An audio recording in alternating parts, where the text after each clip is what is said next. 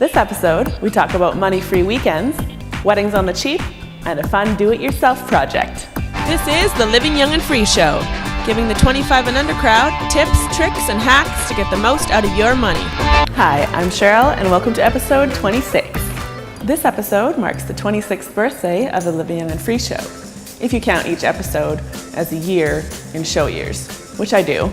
So, the show is 26, and since I'm 26, this is our champagne birthday. In honor of this momentous occasion, I've purchased the finest champagne that very little money can buy, Spumante Bambino, which I can only assume means sparkling baby. Sounds delicious. I'm gonna do this. I've seen this on TV. If you hit it at just the right angle. Okay, so apparently I'm not allowed to open the bottle with a knife. Although you'd think they were making these things baby-proof or something. I can't get this thing open. First up, we have Josh, who's going to give us 5 great ideas of how you can have a money-free, but still fun weekend.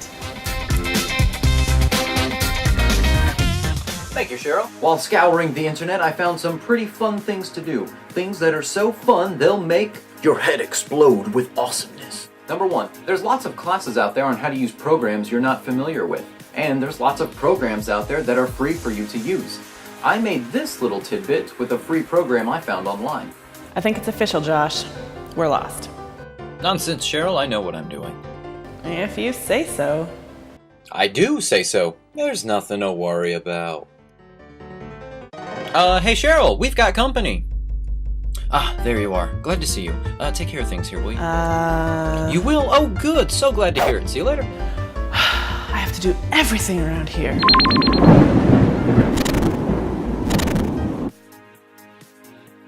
Number 2, get out there and go have some fun.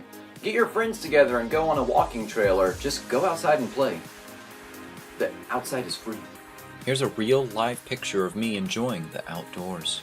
Number 3, have a DVD movie night. Get all your friends together, grab all the movies you can, and watch them all. You already own them, share them with your friends. Number 4, clean out your closet or storage room and get rid of stuff you don't need anymore. I took this massive bucket that I've had filled with Legos for years and I donated them to the public library, although I kept a few of these guys for myself. And number 5, take out an old video game you haven't played in forever and let the good times roll.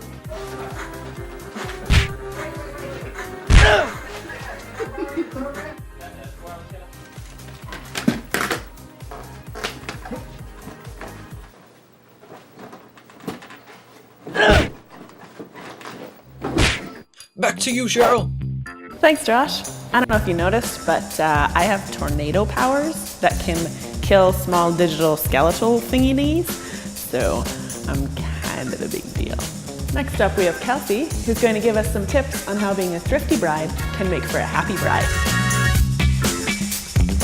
Welcome to Thrifty Bride, Happy Bride with your host, Tabitha Frugal. Wedding planner Tabitha travels around and gives brides tips on how to save money.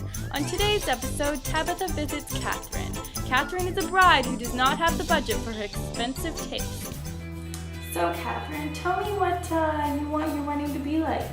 Well, I want to be like a princess. I want this to be the best wedding that anyone in my friends or family has ever been to. Okay, well, do you have a budget? Not yet. Do you have a guest list?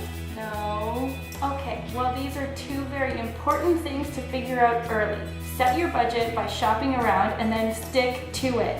And same goes for the guest list. If you invite 100 people, don't invite more. Okay? Okay, I think I can do that. Now, do you have a date that you're planning on getting married? Not yet. I'm pretty open, but it seems like most people get married in the summer, so I think I'll do that too. Well, I would think twice on that one. Venue prices are so much higher anytime between March 1st and November 1st, so if you can book anytime in November or somewhere around then I guarantee you will save so much money. Sweet. Oh, and I have to tell you, last weekend I was downtown and I saw these gorgeous deep purple vases and they would be perfect for my centerpieces. I have to have them, but they're $300 each. Whoa, whoa, whoa. First off, you can never go into a wedding with a I have to have that mindset. Shop around, look online, and I guarantee you will find vases that you love just as much that are much less expensive. Yeah, do you have any other tips you can give me before you go? The 3 last tips I'll leave you with is don't buy anything too early, always negotiate, and add some buffer money to your budget. That makes total sense. Thanks for the tips, Tabitha.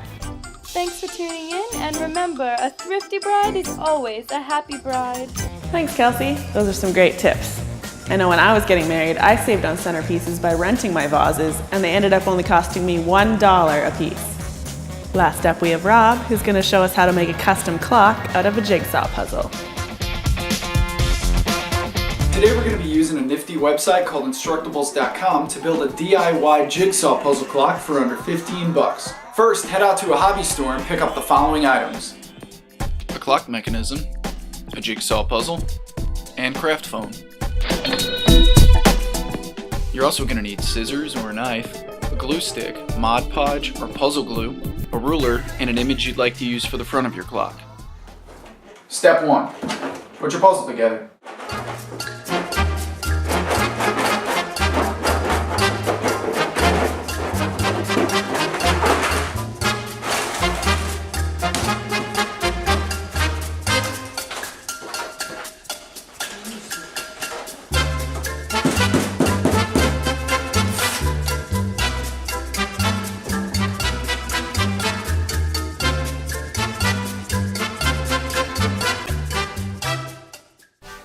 With your ruler, find the center of your puzzle.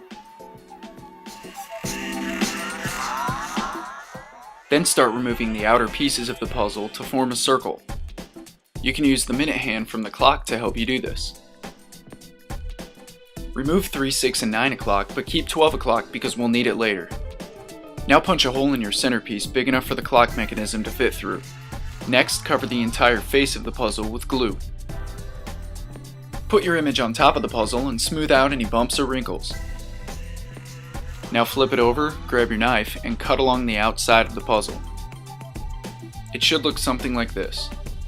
I reinforced it by adding a piece of cardboard. Then I cut numbers out of craft foam and glued them to the face. I glued the 12 o'clock piece to the minute hand with a little something extra. Now it's time to assemble the clock. Follow the directions and make sure you're putting the pieces on in order. And there you go, your very own jigsaw puzzle clock. Back to you, Cheryl. Thanks, Rob. I made a clock too. See? The jigsaw puzzle was of a clock, so that's why it looks so realistic. And that's our show.